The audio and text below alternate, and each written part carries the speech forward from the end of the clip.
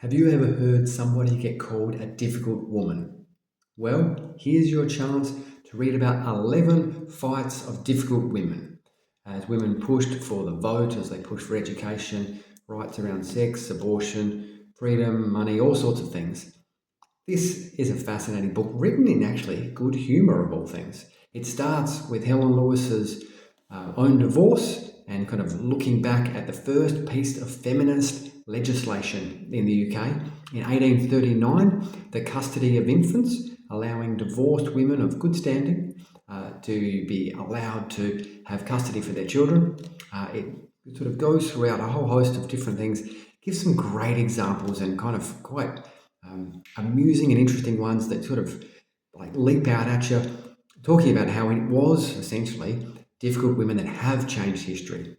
The suffragettes being one of them, and their desire to win the vote. It's fascinating that we sort of sometimes want to airbrush history and just think about the nice and polite ones, those that sacrifice themselves. But there were others that like bombed things, and it was only because of the start of World War One that these kind of women sort of pulled back and stopped their terrorist activities, because then they had other things to do. They sort of got co-opted into the workforces. And then, of course, after World War One finished, they kind of got booted out of the workforce.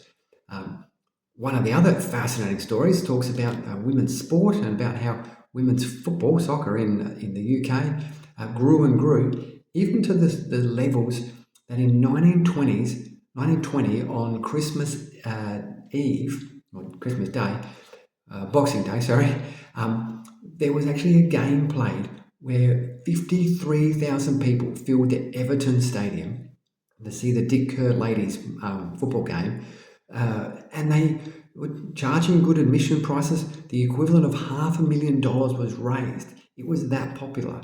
And then afterwards, of course, women's sport was kind of pushed to the side.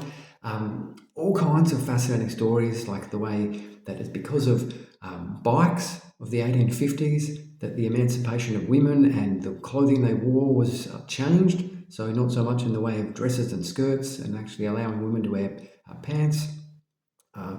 The NHS and how the pill was allowed for married women in 1961, but it took until 1974 for single women to have the pill given to them through the NHS.